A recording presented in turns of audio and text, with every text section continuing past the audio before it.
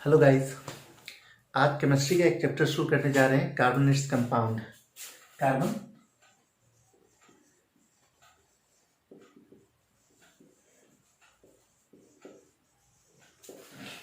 Carbon its compound ये class 10th का एक केमिस्ट्री का चैप्टर है। इसको हम कह सकते हैं ऑर्गेनिक केमिस्ट्री भी कह सकते हैं। ऑर्गेनिक केमिस्ट्री वो होता है जो लिविंग ऑर्गेनिज्म में पाया जाता है, वो सारा एलिमेंट्स जो किसी लिविंग ऑर्गेनिज्म से ऑब्टेन्ड होता है उसको ऑर्गेनिक केमिस्ट्री कहते हैं। केमिस्ट्री के बहुत सारे ब्रांच होते हैं। फिजिकल केमिस्ट्री होता है, फिर उसके बाद ऑर्गेनिक केमिस्ट्री होता है, इनऑर्गेनिक केमिस्ट्री होता है। फिजिकल केमिस्ट्री में हम मोल कंसेप्ट वगैरह पढ़ते हैं। इनऑर्गेनिक केमिस्ट्री में मेटल, नॉन मेटल, फिर पीरियोडिक टेबल वगैरह ये सब पढ़ते हैं। एलिमेंट के बारे में डिस्कस करते हैं, एसिड बेस एंड सॉल्ट पढ़ते हैं। और ऑर्गेनिक केमिस्ट्री में इम्पोर्टेंट से सिर्फ कार्बन कंपाउंड ही पढ़ा जाता है। कार्बन के बने हुए कंपाउंड जितने भी होते हैं वो ऑर्गेनिक केमिस्ट्री में होते हैं, क्योंकि कार्बन एक ऐसा सब्सटेंस है जो लिविंग ऑर्गेनिज्म से मिलता है। तो हम इसके बारे में डिस्कस करेंगे। देखिए, आप लोगों को पता है कि अभी तक टोटल कितने एलिमेंट पता हुए हैं? टोटल 118 एलिमेंट अब तक पता हुए हैं। इस 118 एलिमेंट को एक पीरियोडिक टेबल में रखा गया है। एक पीरियोडिक टेबल में रखा गया है। जो पीरियोडिक टेबल, जिस पीरियोडिक टेबल में 18 ग्रुप्स हैं और 7 पीरियड्स हैं, ये आप लोगों को पता होना चाहिए। हमारा जो मॉडर्न पीरियोडिक टेबल है, 118 एलिमेंट को याद करने का जो तरीका है, 118 एलिमेंट की स्टडी करने की जो सिस्टम है, वो एक मॉडर्न पीरियोडिक टेबल में लिखा गया है। ठीक है। और मॉडर्न पीरियोडिक टेबल में 18 ग्रुप है और 7 पीरियड है। इस 18 ग्रुप और 7 पीरियड में हमारा एक एलिमेंट है जिसका नाम है कार्बन। और ये कार्बन कहां पे रखा हुआ है? कार्बन का एटॉमिक नंबर होता है 6। कार्बन का एटॉमिक नंबर कितना होता है? 6। कार्बन का एटॉमिक नंबर 6, यहाँ पे 6 लिखा है। ये नीचे जो होता है वो एटॉमिक नंबर होता है। और कार्बन का एटॉमिक मास कितना होता है? 12। यूं तो कार्बन 3 फॉर्म में पाया जाता है, कार्बन 6 13 और कार्बन 6 14। कार्बन के 3 फॉर्म होते हैं, एक C6 12, C6 13, C6 14। ये तीनों कार्बन के आइसोटोप्स हैं। अगर आपसे पूछा जाए कार्बन के कितने आइसोटोप्स होते हैं, तो आप जवाब लिखेंगे 3 isotopes of carbon. 3 isotopes of carbon.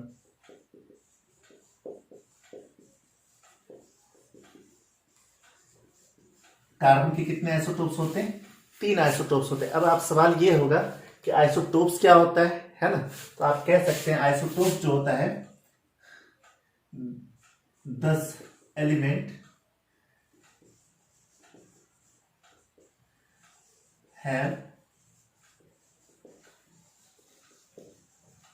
Same atomic number but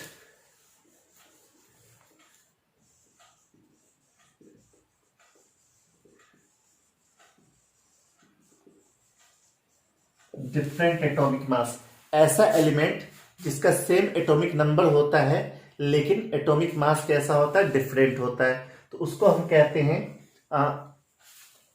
isotopes कहते हैं। उसे क्या कहते हैं? आइसोटोप्स। तो कार्बन के पास 3 आइसोटोप्स होता है। देखिए, इस कार्बन का एटॉमिक नंबर 6, इस कार्बन का एटॉमिक नंबर 6 और इस कार्बन का भी एटॉमिक नंबर 6। लेकिन इस कार्बन का एटॉमिक मास कितना हो गया? 12। इस कार्बन का एटॉमिक मास 13, इस कार्बन का एटॉमिक मास 14। तो अगर मैं सवाल को इसमें न्यूट्रॉन कितना होगा, तो न्यूट्रॉन होगा 6। इसमें न्यूट्रॉन कितना होगा? न्यूट्रॉन होगा 7। इसमें न्यूट्रॉन कितना होगा? इसमें न्यूट्रॉन होगा 8। न्यूट्रॉन कैसे निकालते हैं? इससे इसको माइनस कर देते हैं। ऊपर वाले से नीचे वाले को माइनस कर देंगे तो न्यूट्रॉन आ जाएगा। इसमें कितना प्रोटॉन है? तो जितना एटॉमिक नंबर उतना प्रोटॉन। इसमें कितना प्रोटॉन है? जितना एटॉमिक नंबर उतना प्रोटॉन। इसमें कितना प्रोटॉन है? जितना एटॉमिक नंबर उतना प्रोटॉन। एटॉमिक नंबर 6 है तो 6 ही इसका प्रोटॉन होगा। इसमें कितने इलेक्ट्रॉन है? जितना एटॉमिक नंबर। इसमें कितने इलेक्ट्रॉन है? जितना एटॉमिक नंबर। इसमें कितने इलेक्ट्रॉन है? जितना एटॉमिक नंबर। यानी कि इलेक्ट्रॉन, प्रोटॉन और न्यूट्रॉन कार्बन में कितने कितने होते हैं, किस किस आइसोटोप्स में, ये सारा मैंने डिटेल में बता दिया। आई थिंक यहां तक आपको समझ में आ गया होगा कि कार्बन को हम क्यों पढ़ने जा रहे हैं। इस 18 ग्रुप्स और 7 पीरियड में कार्बन जो होता है, कार्बन का कॉन्फ़िगरेशन कैसे लिखते हैं? कार्बन जो होता है 6 एटॉमिक नंबर होता है इसका, इसका एटॉमिक नंबर कितना होता है 6। इसको इलेक्ट्रॉनिक कॉन्फ़िगरेशन लिखा जाता है, इलेक्ट्रॉनिक कॉन्फ़िगरेशन, यानी कि कार्बन में जो 6 इलेक्ट्रॉन है ना उनको डिफरेंट डिफरेंट सेल्स में रखने का तरीका जो होता है इलेक्ट्रॉनिक कॉन्फ़िगरेशन कहलाता है। इलेक्ट्रॉनिक कॉन्फ़िगरेशन क्या होता है, कार्बन में जो इलेक्ट्रॉन है उस इलेक्ट्रॉन को डिफरेंट सेल्स में अरेंज करने का तरीका जो होता है वो इलेक्ट्रॉनिक कॉन्फ़िगरेशन होता है। और आप लोगों को पता है पहले सेल में हमेशा 2 इलेक्ट्रॉन रखे जाते हैं, उसके बाद दूसरे सेल में 8 इलेक्ट्रॉन तक हम रख सकते हैं, दूसरे सेल में 8 इलेक्ट्रॉन तक। लेकिन इस कार्बन के पास तो 6 ही इलेक्ट्रॉन है, तो पहले सेल में 2 इलेक्ट्रॉन रखेंगे तो दूसरे सेल में कितना और इलेक्ट्रॉन आ जाएगा, 4 इलेक्ट्रॉन आ जाएगा। तो कार्बन का इलेक्ट्रॉनिक कॉन्फ़िगरेशन क्या हो गया 2,4। सारे कार्बन का इलेक्ट्रॉनिक कॉन्फ़िगरेशन कितना होगा 2,4। तो यहां से एक बात और पता चला कि कार्बन का इलेक्ट्रॉनिक कॉन्फ़िगरेशन जो होता है वो 2,4 होता है। यानी कि अगर हम फिगर बनाएं तो सेंटर के पास 6 प्रोटॉन होता है और 6 न्यूट्रॉन होता है, ये तो सेंटर के पास है। और पहले शेल के पास 2 इलेक्ट्रॉन होता है, फिर दूसरे शेल के पास 4 इलेक्ट्रॉन होता है, 1 2 3 4। पहले शेल के पास 2 इलेक्ट्रॉन होता है और दूसरे शेल के पास 4 इलेक्ट्रॉन होता है। ये तो इसका इलेक्ट्रॉनिक कॉन्फ़िगरेशन यानी कि डिफरेंट शेल्स में कितने इलेक्ट्रॉन होंगे वो होते हैं। चलिए अब इसके बाद कुछ और बात आगे समझते हैं। आइए अब कुछ बातों को और देखते हैं। जैसा कि मैंने यहाँ लिखा हुआ है कार्बन एक नॉन मेटल है। कार्बन क्या चीज़ है, नॉन मेटल है, यानी कि ये इलेक्ट्रॉन को देने का पॉसिबिलिटी नहीं रखता है। ठीक है, इलेक्ट्रॉन को दे करके पॉजिटिव चार्ज नहीं बनाएगा, क्योंकि इलेक्ट्रॉन को दे करके पॉजिटिव चार्ज बनाने की पॉसिबिलिटी किसमें होती है, मेटल में होती है। ये इलेक्ट्रॉन को गेन करेगा क्योंकि नॉन मेटल है। अब ये गेन कैसे करता है या देता कैसे है, ये देने का भी काम करता है और गेन भी करता है, यानी कि गेन भी करता है और लूज भी करता है। कैसे गेन और लूज करता है इस बात को हम अभी थोड़ी देर में समझेंगे। फिलहाल इस बात को समझते हैं। कार्बन क्या है, एक नॉन मेटल है। दुनिया में जितना भी लिविंग ऑर्गेनिज्म है इन सब में ऑलमोस्ट लगभग सभी में कार्बन या उसके कंपाउंड पाए जाते हैं, यानी कि लिविंग ऑर्गेनिज्म में कार्बन पाया जाता है। इसलिए कार्बन इस कंपाउंड को हम क्या कहते हैं, ऑर्गेनिक केमिस्ट्री कहते हैं। इसलिए मैंने कहा all living organism on earth are almost contain carbon atom. लगभग सभी में कार्बन एटम मिलता है, किसी मिनरल के फॉर्म में मिल जाए, किसी कार्बोनेट के फॉर्म में मिल जाए, कार्बन डाइऑक्साइड के फॉर्म में मिल जाए, लेकिन लगभग सब में होता ही होता है। दुनिया में वो हर चीज जिसमें आग लग जाए ना, समझ लेना उसमें कार्बन होगा। चलिए उसके बाद मैंने यहाँ पे कुछ ऐसे ही कार्बन कंपाउंड के नाम लिख दिए जिसमें कार्बन होगा, उसको कार्बन कंपाउंड कहते हैं। जैसे कार्बन डाइऑक्साइड होता है, ये कार्बन मोनोऑक्साइड होता है ना। कार्बन मोनोऑक्साइड जहरीली गैस होती है, पॉइजनस होता है। फिर CH4 ये मीथेन का फॉर्मूला होता है, मीथेन कहते हैं, मार्श गैस कहते हैं, गोबर गैस कहते हैं, जो कह लो, कीचड़ वाली गैस कह सकते हैं। ये होता है इथाइल एल्कोहल जो परफ्यूम में होता है, वाइन में होता है, शराब होता है, ये होता है इथाइल एल्कोहल। और अगर चाहे तो लिख सकते हैं CH3COOH। ये विनेगर का फॉर्मूला होता है, विनेगर जो हम लोग खाते हैं, एसिड है ये CH3COOH, ये एक एसिड होता है ना, एसिटिक एसिड, इसी को विनेगर भी कहते हैं। ठीक है, सिरका विनेगर भी इसी को कहते हैं। ऐसे ही और भी होता है, जैसे एक है CH3, CH2, COOH, ऐसे ही और भी आगे कार्बन चेन बनाते जाइए, बहुत सारा फॉर्मूला बनता जाएगा। अभी तो हम फॉर्मूला लिखना शुरू किए, इसमें सैकड़ों फॉर्मूले सीखेंगे, इनके नाम भी लिखने सीखेंगे कि वो कैसे बनते हैं। ठीक है, फिलहाल अभी कुछ बातों को समझते हैं कि ये होता क्या है, इन सब के बारे में समझते हैं। अब एक बात और आगे समझते हैं कि कार्बन जो होता है वो क्यों इतना ज्यादा इंपॉर्टेंट है, हमने कार्बन के बारे में क्यों पढ़ा। तो आपको पता होगा कि अभी मैंने बताया 118 टोटल एलिमेंट है। इस 118 एलिमेंट में ने मिल करके सबके कंपाउंड को एक तरफ कर दो और कार्बन के अकेले कंपाउंड को एक तरफ कर दो, तो कार्बन अकेला जितना कंपाउंड बनाता, मोर देन पूरे वर्ल्ड में अगर 100% कंपाउंड है, उनमें लगभग 90% कंपाउंड में कार्बन होता है। 90%, यानी कि हर एक एलिमेंट जिसमें आग पकड़ सकता है उसमें कार्बन मिल जाएगा। मैंने कहा कि 118 एलिमेंट में अगर 117 एलिमेंट अलग अलग सारे कंपाउंड बनाए, उनकी काउंटिंग अलग की जाए और सिर्फ कार्बन की काउंटिंग अलग की जाए, तो लगभग 90% कंपाउंड ऐसे हैं जिसमें कार्बन पाया जाता है। इसलिए कार्बन इतना ज्यादा कैसे बन जाता है, कैसे इतना ज्यादा कार्बन कंपाउंड हो जाता है, इनके बारे में समझें। कार्बन के पास ऐसा क्या प्रॉपर्टी है जो कार्बन इतनी ज्यादा कंपाउंड बना लेता है। इसलिए तो हमें कार्बन का एक अलग से चैप्टर पढ़ना पड़ा। ठीक है, चलिए इसके बारे में भी डिस्कस करते हैं। आइए कुछ बात को समझते हैं। अभी मैंने बताया था इलेक्ट्रॉनिक कॉन्फ़िगरेशन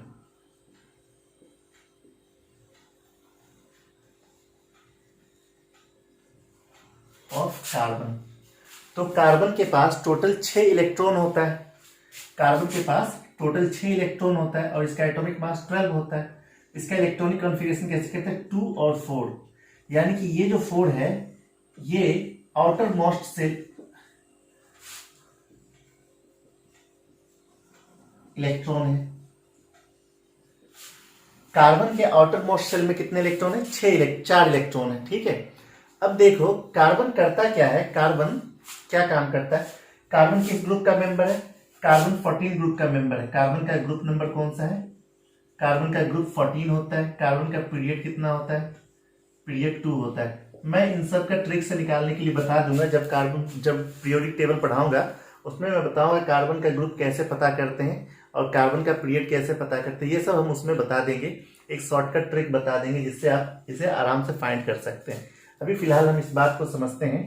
कार्बन जो होता है इसका इलेक्ट्रॉनिक कॉन्फ़िगरेशन 2,4 होता है। यानी कि इसके आउटर मोस्ट शेल में कितने इलेक्ट्रॉन होते हैं, 4 इलेक्ट्रॉन होते हैं।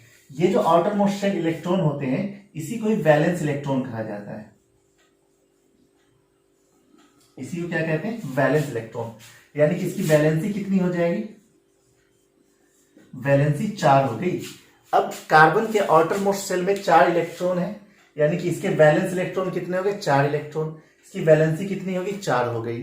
ठीक है, अब वैलेंसी 4। अब कार्बन क्या करता है, दुनिया में जितना भी एलिमेंट है वो सबका सब अपने आप को स्टेबल करना चाहता है, अपने आप को नोबल जैसा बनना चाहता है, नोबल जैसा देखना चाहता है। फॉर एग्जाम्पल आप नोबल गैस जानते हैं, ग्रुप नंबर 18 होता है नोबल गैस। कौन सा, ग्रुप 18, यहां लिख देता हूं ग्रुप 18। ये जो होता है ये नोबल गैस का ग्रुप है। कौन सा ग्रुप है, नोबल गैस का। ठीक है, ये ग्रुप 18 जो है नोबल गैस, इसमें कौन कौन सा ग्रुप है,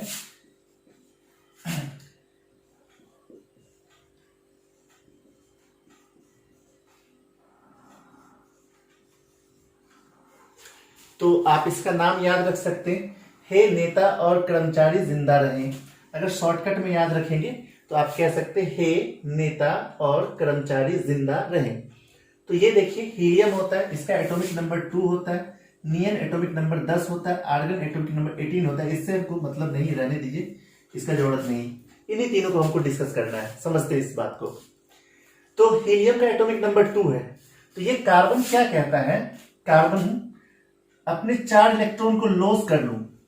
कार्बन क्या कहता है, 4 इलेक्ट्रॉन को लॉस कर लूं और क्या बना लूं, C4 पॉजिटिव बना लूं। कार्बन क्या कहता है, अपने 4 इलेक्ट्रॉन को लॉस कर लूं और C4 पॉजिटिव बना लूं, जो कि इसके लिए पॉसिबल नहीं है। क्यों नहीं पॉसिबल है, कार्बन 4 इलेक्ट्रॉन लॉस करके चाहता है C4 पॉजिटिव बनाना, लेकिन नॉट पॉसिबल हो रहा है, इसके लिए पॉसिबल नहीं है। कार्बन के लिए ये पॉसिबल नहीं है कि ये 4 इलेक्ट्रॉन का लॉस करे और C4 पॉजिटिव बना ले। क्यों नहीं पॉसिबल है भाई, कार्बन के सेंटर में 6 प्रोटॉन है, कार्बन के सेंटर में 6 प्रोटॉन है। अब जब ये 4 इलेक्ट्रॉन को लॉस कर देगा तो इसके पास बचेंगे कितने इलेक्ट्रॉन, 2 ही इलेक्ट्रॉन बचेंगे, जो इसके फर्स्ट सर्कल में ही काट रहे हैं चक्कर। अब ये जो 2 इलेक्ट्रॉन है इसको तो ये 6 प्रोटॉन काफी तेजी से खींच लेगा ना अपनी तरफ, तो कार्बन का न्यूक्लियस अनस्टेबल हो जाएगा और कार्बन बिखर जाएगा, टूट जाएगा। इन सब को हम लिखाएंगे, अभी हम सिर्फ समझाने का काम कर रहे हैं। इन सब को एक समरी के फॉर्म में हम लिखा देंगे। ठीक है, तो इस बात को समझते हैं। तो कार्बन 4 इलेक्ट्रॉन लॉस करके 4 पॉजिटिव नहीं बना सकता। इसी तरह से कहा कि अगर 4 पॉजिटिव नहीं बनाएंगे तो हीलियम जैसा नहीं आ सकते, हम नहीं बन सकते। अब कहा कि चलो तो 4 इलेक्ट्रॉन लेकर के नियन बन जाओ, तो कार्बन ने कहा कि हम 4 इलेक्ट्रॉन को लेकर के 4 नेगेटिव भी नहीं बना सकते, ये भी नॉट पॉसिबल है। कार्बन 4 इलेक्ट्रॉन ले करके भी 4 नेगेटिव नहीं बना सकता। अब भाई साहब ये क्यों नहीं बना सकते, इसमें क्या आफत हो गया? अगर 4 नेगेटिव बनाएगा तो इसके आउटर सेल में टोटल 8 इलेक्ट्रॉन हो जाएंगे। चलो ये बात तो ठीक है, आउटर सेल में टोटल 8 इलेक्ट्रॉन हो जाएंगे। अब देखो यहां पे प्रोटॉन तो 6 है और इलेक्ट्रॉन कितना हो गया? 8 और 2 10 इलेक्ट्रॉन हो गया टोटल मिला के। अगर ये 4 इलेक्ट्रॉन लेगा तो कार्बन के पास कितना इलेक्ट्रॉन है? 6 प्रोटॉन है और 6 इलेक्ट्रॉन है। कार्बन के पास 6 प्रोटॉन है, 6 इलेक्ट्रॉन है। अगर ये 4 इलेक्ट्रॉन दे देगा तो कितना इलेक्ट्रॉन बचेगा? अगर 4 इलेक्ट्रॉन देगा तो 6 प्रोटॉन प्लस 2 इलेक्ट्रॉन बचेगा। और अगर 4 इलेक्ट्रॉन ले लेगा तो कितना हो जाएगा? 6 प्रोटॉन प्लस 10 इलेक्ट्रॉन हो जाएगा। तो 6 प्रोटॉन 10 इलेक्ट्रॉन को होल्ड नहीं कर सकता। क्यों नहीं होल्ड कर सकता? क्योंकि 10 इलेक्ट्रॉन 6 प्रोटॉन को अपनी तरफ, आयनाइजेशन पावर अपनी तरफ खींचने की कोशिश करेंगे। इसकी वजह से भी इसका न्यूक्लियस सही नहीं हो पाएगा, नहीं रह पाएगा। इसलिए कार्बन जो है ना तो 4 इलेक्ट्रॉन का गेन करता है और ना ही 4 इलेक्ट्रॉन का लूज करता है। तो कार्बन के पास ये पॉसिबिलिटी नहीं है कि गेन या लूज करे इलेक्ट्रॉन का। तो कार्बन करता क्या है? तो carbon share its electron with other C atom or other element। अब देखो क्या पंगा हो गया। कहता है कार्बन कि हम इलेक्ट्रॉन का लेन देन तो नहीं कर सकते, हम 4 इलेक्ट्रॉन ना ले सकते हैं और ना 4 इलेक्ट्रॉन दे सकते हैं। लेकिन कार्बन कहता है कि हम इलेक्ट्रॉन का शेयरिंग कर सकते हैं। हम अपने से कुछ इलेक्ट्रॉन तुमको दे देंगे, जितना जरूरत है तुम ले लो, और कुछ तुमसे हम इलेक्ट्रॉन ले लेंगे। यानी कि इलेक्ट्रॉन का शेयरिंग करेंगे। यानी कि मुझे जरूरत मैं रख लूंगा, तुम्हें जरूरत तुम रख लेना। फॉर एग्जाम्पल मान लीजिए, ये एग्जाम्पल मैं हमेशा सबको बताता हूं। मान लो आपके पास एक बाइक है, आपके फादर ने लिया और उसे मार्केट लेके चले गए। आपके फादर के एक फ्रेंड मिले, उनसे पूछा कि किसका बाइक है। उन्होंने कहा मेरा बाइक है। फिर तुम उसी बाइक को लेकर के गए मार्केट में घूमने के लिए। अब तुम्हारे दोस्त ने पूछा ये किसका बाइक है, तुमने कहा मेरा बाइक है। फिर तुम्हारा भाई था, उसने लिया, उससे पूछा ये किसका बाइक है, तो उसने भी कहा मेरा बाइक। बाइक तो एक ही है किसका बाइक? तो भाई बाइक उसका है जिसके पास बाइक की जरूरत थी, बाइक उसका है। सेम कंडीशन में यहां भी समझेंगे, इलेक्ट्रॉन उसका है जिसके पास इलेक्ट्रॉन की जरूरत है। ये कार्बन करता है। कार्बन का मेन काम क्या है? इलेक्ट्रॉन हम उतना ही लेंगे जितना तुमको जरूरत है, उतना हम तुमसे भी लेंगे और तुम उतना हमसे भी लेना। और इस तरह से ये अपना कॉन्फ़िगरेशन पूरा कर लेता है। यानी कि शेयरिंग ऑफ इलेक्ट्रॉन का काम होता है इसके पास में। तो चलिए इन सब बातों को हम एक रफ, अगर इतना लिखना है इसमें से जो लिख लीजिए स्क्रीनशॉट लेकर के, ठीक है। फिर मैं इन सब बातों को एक समरी के फॉर्म में लिख देता हूँ शॉर्ट में, ताकि आप इसे लिख सकें पूरा का पूरा, ठीक है। आई थिंक स्क्रीनशॉट ले लिया होगा। आइए, जो मैंने अभी कुछ आपको बताया, इसी बात को कुछ लिख के मैंने समझाने की कोशिश की है। इस बात को समझते हैं, ठीक है। तो जैसे मैंने लिखा है यहाँ पे, कार्बन जो है नीड टू गेन और loss 4 electron to attain noble gas configuration. Carbon को किस चीज की जरूरत थी? कार्बन को ये जरूरत थी कि वो या तो 4 इलेक्ट्रॉन का गेन कर ले या तो 4 इलेक्ट्रॉन का लॉस कर ले। किस लिए? वो चाहता नोबल गैस बनना अपने आप को, ठीक है। तो नोबल गैस क्या होता है? अगर वो 4 इलेक्ट्रॉन का लॉस करता तो कैसा बन जाता? हीलियम के जैसा। और अगर 4 इलेक्ट्रॉन का गेन करता तो कैसा बन जाता? नियन के जैसा। हीलियम और नियन ये दोनों कैसे हैं? ग्रुप 18 के एलिमेंट है, ये दोनों नोबल गैस हैं, ठीक है। तो कार्बन अगर 4 इलेक्ट्रॉन का लॉस करता तो हीलियम बन जाता, कार्बन अगर 4 इलेक्ट्रॉन का गेन करता तो क्या बन जाता? नियन बन जाता। लेकिन पंगा क्या हो गया? Carbon can not gain 4 electron to form 4 negative. यानी कि कार्बन जो है 4 इलेक्ट्रॉन का गेन नहीं कर सकता 4 नेगेटिव बनाने के लिए। क्यों? As it is difficult to hold 4 extra electron. तो उसके सेंटर के लिए ये बहुत ज्यादा डिफिकल्ट है कि 4 एक्स्ट्रा इलेक्ट्रॉन को वो होल्ड कर सके, है ना। और कार्बन जो है can not lose 4 electron to form 4 positive. Carbon जो है 4 पॉजिटिव भी नहीं बना सकता 4 इलेक्ट्रॉन को लूज करके। क्यों? As it required large energy to remove electron. किसी एटम से इलेक्ट्रॉन को निकालने के लिए उसमें एनर्जी देना पड़ता है। किसी एटम से इलेक्ट्रॉन को निकालने के लिए उसमें क्या देना होता है, एनर्जी देना होता है। जो एनर्जी रिक्वायर्ड होता है इलेक्ट्रॉन को रिमूव करने के लिए, उस एनर्जी को कहते हैं आयनाइजेशन एनर्जी। उस एनर्जी क्या कहते हैं, आयनाइजेशन एनर्जी।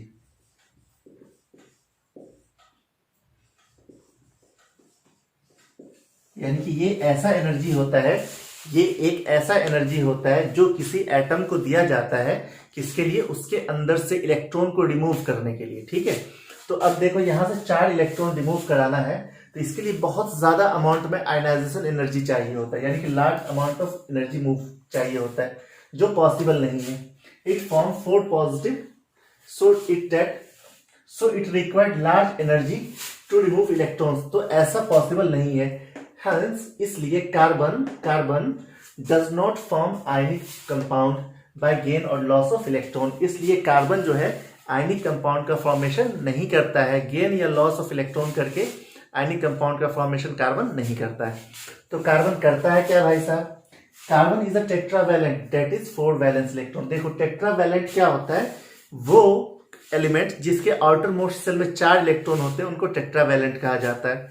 ठीक है, तो कार्बन क्या है, टेट्रावैलेंट। इसके आउटर मोस्ट में कितने इलेक्ट्रॉन है, 4। अगर आपसे पूछे अदर टेट्रावैलेंट एग्जाम्पल बताइए, कोई दूसरा एग्जाम्पल दीजिए जो टेट्रावैलेंट हो, तो हम कह सकते हैं, कहाँ लिख दें, यहाँ लिख देते हैं, यहाँ पे, हाँ ठीक है, यहाँ दिख रहा है। एक सिलिकन होता है, सिलिकन यानी कि SiLiCon। सिलिकन भी जो होता है ये टेट्रावैलेंट ही होता है। सिलिकन भी क्या होता है, टेट्रावैलेंट होता है। जिस तरह से कार्बन के पास प्रॉपर्टी 4 इलेक्ट्रॉन को गेन और लॉस करने का, उसी तरह से सिलिकन के भी पास है 4 इलेक्ट्रॉन का गेन और लॉस करने का। तो अदर एग्जांपल ऑफ टेट्रावैलेंट आप क्या कह सकते हैं, सिलिकन। तो यहाँ पे मैंने टेट्रावैलेंट जो यूज वर्ड किया है, इसके लिए मैंने एक और एग्जांपल बताया, सिलिकन होगा। तो लिखते समय ध्यान में रखना इस बात को, ये टेट्रावैलेंट का अदर एग्जांपल हमने लिखा है। ठीक है, तो कार्बन एक टेट्रावैलेंट है, यानी कि इसमें 4 इलेक्ट्रॉन आउटर मोस्ट सेल में होते हैं। ठीक है, अब ये क्या करता है, it can form bond by sharing of electron with other carbon atom or other elements to attain noble gas configuration। यानी कि दूसरे एलिमेंट के साथ कार्बन क्या करता है, शेयरिंग ऑफ इलेक्ट्रॉन करता है। यही तो मैंने बताया था, कार्बन क्या करता है, शेयरिंग ऑफ इलेक्ट्रॉन करता है। किस लिए करता है, कि वो नोबल गैस कॉन्फिगरेशन गेन कर सके। तो कार्बन मेनली क्या करता है, शेयरिंग ऑफ इलेक्ट्रॉन करता है। तो कार्बन जो है C4 पॉजिटिव नहीं बना सकता, C4 नेगेटिव नहीं बना सकता। 4 पॉजिटिव इसलिए नहीं बना सकता क्योंकि वो जो है बहुत ज्यादा एनर्जी का रिक्वायरमेंट होगा, आयनाइजेशन एनर्जी का। C4 नेगेटिव इसलिए नहीं बना सकता क्योंकि 10 इलेक्ट्रॉन को 6 प्रोटॉन होल्ड नहीं कर सकता, ये प्रॉब्लम हो जाएगा। तो इन सब से बचाने के लिए कार्बन ने क्या करा कि भाई हम जो है तो आयन तो नहीं बनाएंगे, हम क्या बनाएंगे, ये बनाएंगे, शेयरिंग करेंगे। हम क्या करेंगे, शेयरिंग ऑफ इलेक्ट्रॉन करेंगे। तो जो शेयरिंग ऑफ इलेक्ट्रॉन होता है इसको कहते हैं कोवलेंट बॉन्ड। तो अब हम आगे जो लिखने वाले कोवलेंट बॉन्ड ही लिखेंगे। फटाफट इसका स्क्रीनशॉट ले लीजिए, फिर मैं इसके आगे की बात लिखता हूं फटाफट। I think it's enough.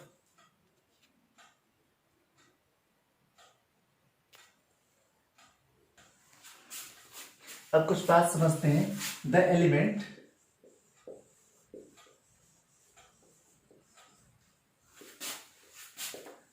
which shares their electron, the element which shares their electron to attain noble gas configuration are known as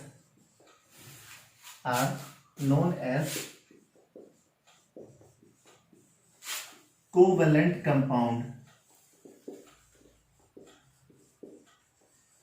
हाँ जी, तो वो एलिमेंट जो इलेक्ट्रॉन का शेयरिंग करते हैं, ठीक है, जो इलेक्ट्रॉन का शेयरिंग करते हैं उनको कोवैलेंट कंपाउंड कहा जाता है।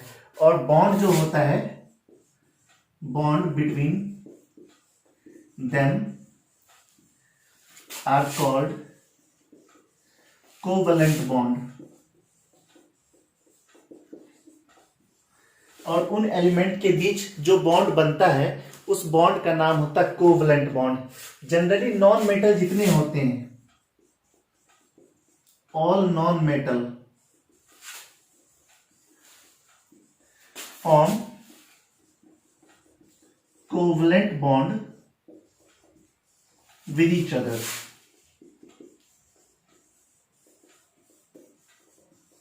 दुनिया का जितना भी नॉन मेटल होता है ना, वो कोवलेंट बॉन्ड बनाता है। अब भाई साहब ये कोवलेंट बॉन्ड होता कैसा है? आपने एक बॉन्ड पढ़ा होगा ionic bond.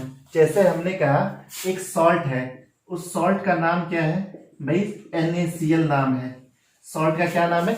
NaCl, sodium chloride. ये तो आपने पढ़ा होगा, ये हमारे घरों में यूज होने वाला कॉमन सॉल्ट होता है। तो ये कैसे बनता है? सोडियम क्या करता है, अपने से एक इलेक्ट्रॉन को रिमूव करता है, Na पॉजिटिव बना लेता है।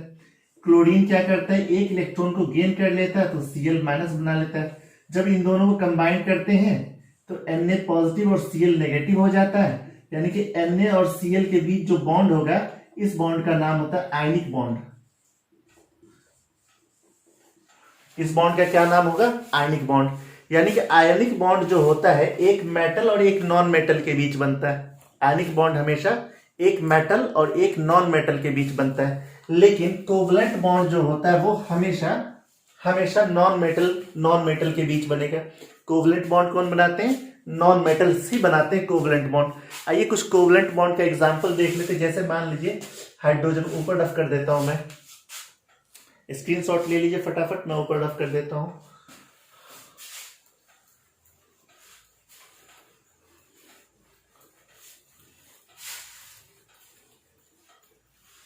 जैसे एक एग्जाम्पल ले लेते हैं हाइड्रोजन का, कुछ और हम एग्जाम्पल लेंगे, 4-5 कंपाउंड के कम से कम ले लेंगे। जैसे हाइड्रोजन के पास कितने इलेक्ट्रॉन भाई? तो एक ही इलेक्ट्रॉन है। हाइड्रोजन का एटॉमिक नंबर कितना होता है? 1 होता है। तो हाइड्रोजन के पास एक इलेक्ट्रॉन है, मान लेते ये हाइड्रोजन का इलेक्ट्रॉन है। तो हाइड्रोजन किसकी तरह बनना चाहेगा? हाइड्रोजन चाहेगा कि हमारे पास एक और इलेक्ट्रॉन होता तो मैं हीलियम की तरह हो जाता, क्योंकि हीलियम के पास 2 इलेक्ट्रॉन होता है। तो ये हाइड्रोजन अपने पड़ोसी वाले हाइड्रोजन से कहता है भाई तू मुझे एक इलेक्ट्रॉन दे दे। तो ये हाइड्रोजन कहता है तू भी मुझे एक इलेक्ट्रॉन दे दे। अब देखो ध्यान से समझो, इस हाइड्रोजन को एक इलेक्ट्रॉन की जरूरत थी, तो यहां से एक इलेक्ट्रॉन मांग लिया। इस हाइड्रोजन को भी एक इलेक्ट्रॉन की जरूरत थी, तो यहां से इसने एक इलेक्ट्रॉन मांग लिया। तो ये दोनों इलेक्ट्रॉन मिल करके हाइड्रोजन के साथ एक बॉन्ड बना लिए। इसी बॉन्ड का नाम है कोवलेंट बॉन्ड। यही कौन सा बॉन्ड है? Covalent bond. ये कैसे बना है? By sharing of electron. Hydrogen ने अपने अपने इलेक्ट्रॉन को शेयर कर लिया और शेयर करके बनाया कोवलेंट बॉन्ड। किसने बनाया? हाइड्रोजन ने। ऐसे ही हाइड्रोजन के बीच कैसे बॉन्ड है? सिंगल बॉन्ड है। इन दोनों हाइड्रोजन के बीच कैसे बॉन्ड है? एक ही बॉन्ड है, सिंगल बॉन्ड है। यानी कि 2 इलेक्ट्रॉन के मिलने से एक बॉन्ड का फॉर्मेशन होता है। ऐसे ही अगर हम ऑक्सीजन की बात करें, ऑक्सीजन का एटॉमिक नंबर कितना होता है? 8 होता है। ऑक्सीजन का एटॉमिक नंबर 8 होता है। एटॉमिक नंबर को Z से रिप्रेजेंट करते हैं। इलेक्ट्रॉनिक कॉन्फ़िगरेशन बनाए तो 2 और 6 लिखेंगे, यानी कि ऑक्सीजन के आउटर शेल में 6 इलेक्ट्रॉन है। तो ऑक्सीजन क्या चाहेगा? ऑक्सीजन चाहेगा हमें 2 इलेक्ट्रॉन कोई और दे देता तो मैं नियन जैसा बन जाता, यानी कि नियन के आउटर शेल में 8 इलेक्ट्रॉन होते हैं। तो ऑक्सीजन चाहेगा कोई मुझे 2 इलेक्ट्रॉन दे देता तो मैं नियन जैसा बन जाता। ये ऑक्सीजन अपने 2 इलेक्ट्रॉन का जरूरत था ना। इस ऑक्सीजन को कितना इलेक्ट्रॉन चाहिए? 2 इलेक्ट्रॉन। तो 2 इलेक्ट्रॉन इसने अपने सामने रख लिया और 6 इलेक्ट्रॉन को इधर उधर कहीं छुपा दिया इसने। ठीक है, फिर दूसरा ऑक्सीजन आया।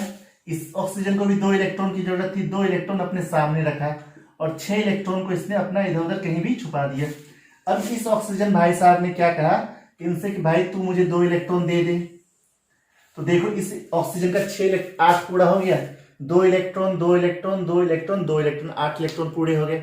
उसी तरह से इस ऑक्सीजन ने भी कहा भाई मुझे भी 2 दे दे, तो इसने इसके वाले भी 2 रख लिए अपने पास में।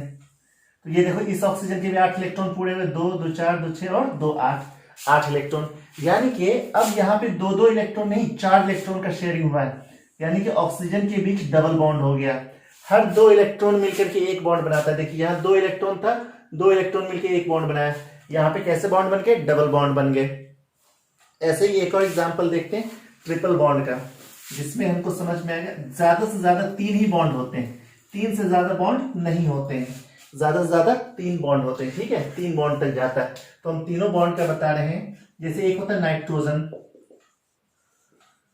नाइट्रोजन का एटॉमिक नंबर कितना होता है इसका 7 होता है, यानी कि इसको अगर फिल करें 2 5, इसको 3 इलेक्ट्रॉन चाहिए, नाइट्रोजन को 3 इलेक्ट्रॉन चाहिए नियन जैसा बनने के लिए, क्योंकि ये चाहता है अपने आउटर मोस्ट शेल में 8 इलेक्ट्रॉन रखना, तो 3 और चाहिए इसको।